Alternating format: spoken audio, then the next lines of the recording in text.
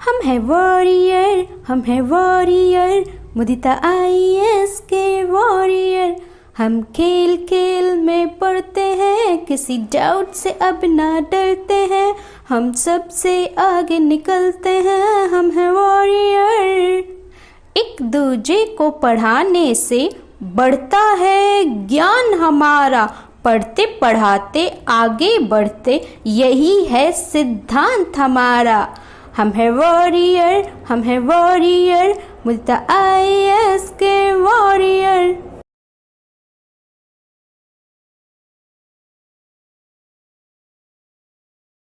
Hello students, this is me Mudita and once again welcome on Mudita IAS warriors. तो आज आपकी जो हिंदी की किताब है क्षितिज, इसका चैप्टर 2 ल्हासा की ओर हम समझने वाले हैं। तो सबसे पहले इसके जो लेखक हैं उनके बारे में मैं थोड़ा सा बता दूं, उसके बाद हम इस चैप्टर को स्टार्ट करेंगे। तो इसके लेखक का नाम है राहुल संकृत्यायन। ठीक है, इन्होंने अपनी एक यात्रा के बारे में पूरा विवरण बहुत अच्छे से लिखा है। जैसे आप भी कहीं जाते हैं तो आप भी अपनी यात्रा आके बताते हैं, वैसे इन्होंने बताया है। तो पहले राहुल के बारे में जान लेते हैं। ल्हासा की ओर एक यात्रा वृतांत है जिसमें लेखक ने अपनी पहली तिब्बत यात्रा का वर्णन बहुत ही सुंदर या बहुत ही शानदार ढंग से किया है। लेखक ने यह यात्रा सन 1929 से 30 में नेपाल के रास्ते की थी।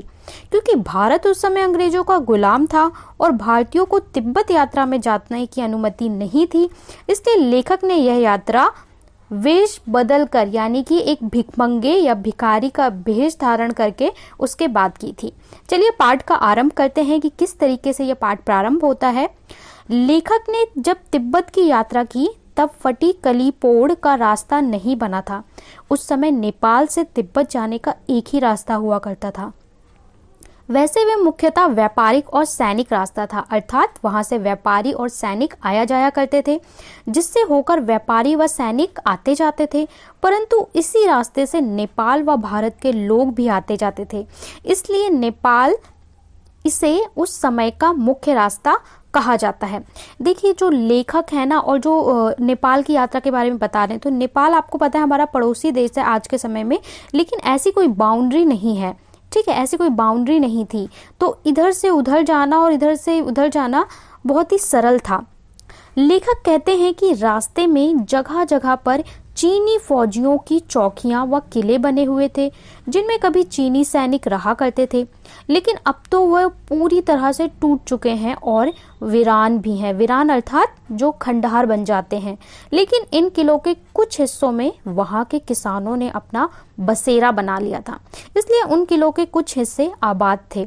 बसेरा यानी जहां अपनी झोपड़ी बना के लोग रहने लगते हैं, कुछ बस्ती हो जाती है। ऐसे ही एक परिपक्व चीनी किले में लेखक व उसके मित्र चाय पीने के लिए रुके।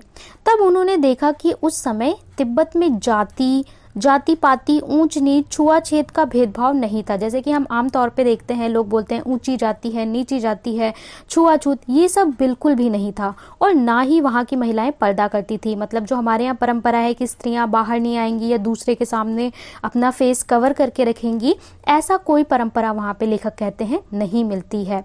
हाँ, चोरी के डर से निम्न स्तर के भिखारियों को घरों में घुसने नहीं दिया जाता। अर्थात मतलब कोई अगर ट्रैवलर भी है तो उसे भी, वो भी घर में आके और अपने आवश्यकता की चीजें ले सकता है। लेकिन बस ऐसा था कि जैसे कि कोई भी बहुत ज्यादा निम्न स्तर का भिखारी है तो उसको घर में नहीं आने देते, इसलिए कि कहीं चोरी ना हो। बाकी कोई छुआछूत, चोरी और महिलाओं का पर्दा, ये सब नहीं चलता था। मगर अपरिचित के घर के अंदर आने जाने से कोई रोक टोक नहीं थी। मतलब कि कोई ऐसा जो राह चलता है, कोई अनजान है, वो घर में आ जाए तो ऐसा नहीं है कि कोई पाबंदी है। अपरिचितों द्वारा चाय का सामान देने पर घर की महिलाएं उन्हें चाय बनाकर देती थी। वहां पर मक्खन व नमक की चाय भी पी जाती थी, यानी चाय में मक्खन और नमक डाल के। और कह रहे हैं कि जैसे कि आप ट्रैवलर हैं, आप जा रहे हैं, कोई अनजान है, आप परिचित हैं, आप चाय का सामान दे दीजिए। आपके पास सामान है तो वहां पे घर में जो भी स्त्री है, बहू है, सास है, वो आपको चाय पकाकर दे देंगी। परित्यक्त चीनी किले के चाय पीने के बाद जब वो आगे चलने लगे तो एक व्यक्ति ने उससे 2 घीटे यानी प्रवेश पत्र यानी कि राहदारी मांगी। वे घींटें उन्हें गांव के एक पुल को पार करने के लिए देनी पड़ती थी। पुल पार करने के बाद वो छोड़ता पहले पड़ने वाले आखिरी गांव में पहुंच गए। तो लेखक अपने हर पद के बारे में, हर स्टेप के बारे में पूरा डिस्क्राइब करते हैं। यहाँ उन्हें सुमति यानी राहुल बौद्ध भिक्षु दोस्त, जो राहुल है लेखक हैं, उनके एक दोस्त मिलते हैं, उनके मित्र मिलते हैं, वो भी भिक्षु भेष में होते हैं। ठीक है, बौद्ध भिक्षु हुआ करते थे उस समय, जो भारत से नेपाल जाते थे। और भारत में आपको पता है एक यूनिवर्सिटी थी नालंदा, ठीक है, वहाँ पे देश विदेश से लोग आते थे शिक्षा ग्रहण करने, और बौद्ध भिक्षुओं को सब जगह जाने की अनुमति होती थी। तो इस तरीके से उनके एक मित्र मिलते हैं, वो भी बौद्ध भिक्षु होते हैं, जिनका नाम क्या होता है, सुमति। सुमति की पहचान होने के कारण भिखारी के वेश में होने के बाद भी उन्हें रहने की अच्छी जगह मिल जाती है। लेखक कहते हैं कि वो भिखारी वेश में थे, लेकिन उनका मित्र की बहुत पहचान थी, इसलिए उन्हें अच्छी जगह मिल जाती है रहने के लिए। लेखक कहते हैं कि 5 साल बाद जब वे उसी रास्ते से वापस लौट रहे थे, तब उन्हें रहने की जगह नहीं मिली थी और उन्हें एक झोपड़ी में ठहरना पड़ा था। तो कह रहे हैं जब मैं जा रहा था तब जगह मिल गई थी, पर आते वक्त मुझे उसी रास्ते में कोई जगह नहीं मिली और मुझे एक झोपड़ी में रहना पड़ा। कितने साल बाद? 5 साल बाद। 5 साल में चीजें परिवर्तित हो चुकी थी, जबकि वे उस वक्त भिखारी नहीं थे बल्कि भद्र यात्री के वेश में थे। और कह रहे हैं जब मैं जा रहा था तब मैं भिखारी वेश में था, तब भी अच्छा मिल गया था, और आते वक्त मैं एक भद्र वेश में, अच्छे एक यात्री के वेश में था, फिर भी मुझे कोई जगह नहीं मिली, क्योंकि जाते वक्त उनके साथ कौन था? सुमति था। लेखक की यात्रा का अगला लक्ष्य डांडा यानी पहाड़, जिसको हम क्या बोलते हैं, ढांडा बोलते हैं, पहाड़ बोलते हैं, या थोडला भी बोलते हैं, पार करना था, जो सबसे कठिन हिस्सा था, क्योंकि डांडे तिब्बत में सबसे खतरे की जगह होती है। खतरे की जगह क्यों? क्योंकि काफी ऊंचे हाइट पे होती है। 1600 से 1700 फीट की ऊंचाई पर होने के कारण दोनों ओर गांव के नामो निशान नहीं था, यानी किसी भी इंसान का या लोगों का कोई नामो निशान नहीं था। इतनी ऊंचाई पे आप सोच भी सकते हैं कोई कैसे रहेगा इतनी ऊंचाई पे, ना तो खाने पीने की चीजें उपलब्ध होंगी, ना जानवरों को ले जाया जा सकता है, ठंड भी ज्यादा होगी। तो ऐसी जगह पे जाना था, उनको पार करना था। डाकुओं के छुपने की ये सबसे सुरक्षित जगह थी और सरकार भी इस तरफ लापरवाह थी। मतलब ऐसी जगह थी जहाँ पे ऊंची ऊंची हाइट के पहाड़ थे, डाकू छिप सकते थे, और यहाँ पे सरकार भी कुछ नहीं करती थी। इसलिए यहाँ अक्सर लूटपाट व हत्याएं हो जाती थी। मतलब यहाँ पे लूटपाट की हत्याएं होती थी और इसमें कोई पकड़ा भी नहीं जाता था।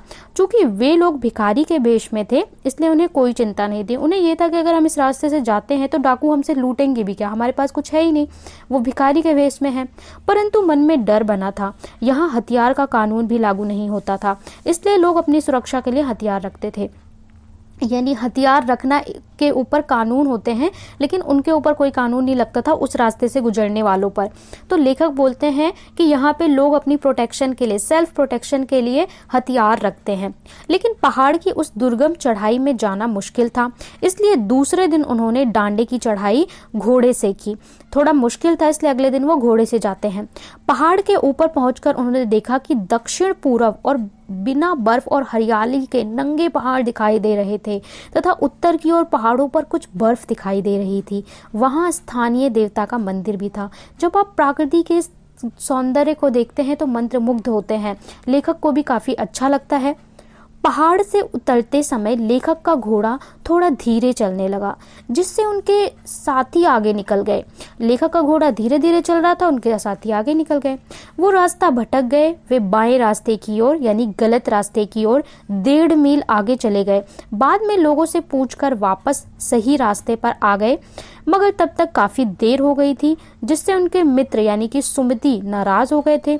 परंतु जल्दी ही उनका गुस्सा ठंडा हो गया और वे लडुकोर में एक अच्छी जगह पर ठहरे। उसके बाद वो मिट्टी के मैदान में पहुंचे, जो पहाड़ों से घिरा हुआ एक टापू था, जिसके सामने एक छोटी सी पहाड़ी दिखाई पड़ती थी, जिसका नाम था समाधि। जिसका नाम क्या था? समाधि था, तिट्टी समाधि था।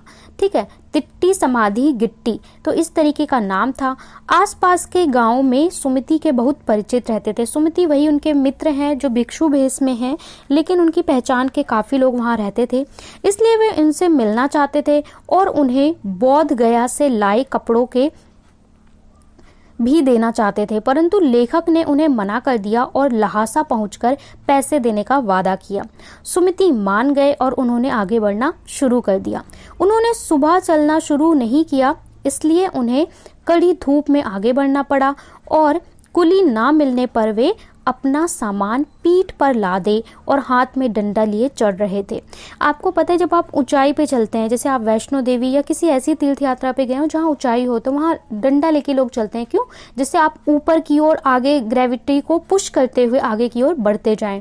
सुमति वहाँ एक और यजमान से मिलना चाहते थे, इसलिए उन्होंने बहाना कर टोकर विहार की ओर चलने को कहा। तिब्बत की जमीन छोटे बड़े जागीरदारों के हाथों में बटी थी। इन जागीरदारों का बड़ा हिस्सा बौद्ध मठों को जाता था। अपनी अपनी जागीर में हर जागीरदार कुछ खेती करता था, जिसके लिए मजदूर उन्हें बेगार में मिल जाते थे। बौद्ध भिक्षु भी खेती की निगरानी करते थे। बेगार में मतलब मुफ्त में जो कुछ लोग काम पे मिल जाते हैं, ऐसे लोग। लेखक शेखर की खेती के मुखिया बौद्ध भिक्षु से मिले। उनके मठ में एक अच्छा मंदिर था, जिससे बुद्ध वचन की हस्तलिपियां 103 पोथियां रखी थी। हस्तलिपियां यानी बौद्ध धर्म के बारे में जो हाथ से लिखी हुई कुछ पुस्तकें हैं, वो रखी थी। और जब ये सब देखा लेखक ने, तो लेखक उन्हें पढ़ने में व्यस्त हो गए। इसी दौरान सुमति ने आसपास के अपने यजमानों से मिलकर आने के लिए लेखक से पूछा कि क्या आप भी आएंगे, जिसे लेखक ने खुशी खुशी मान लिया। दोपहर तक सुमति वापस आ गया। चूंकि तिट्टी वहां से ज्यादा दूर नहीं था, इसलिए उन्होंने अपना सामान पीठ पर उठाया और वहां से विदा लेकर आगे चल दिए। तो ये थी महाराज लेखक की एक दिलचस्प, राहुल जी की लेखक की एक दिलचस्प उनकी यात्रा के वृतांत। तो आपको कैसा लगा कमेंट में ज़रूर बताएं। साथ ही फॉलो कर लें और बेल आइकन को प्रेस कर दें, जिससे आपको सभी नोटिफिकेशन मिलते रहें।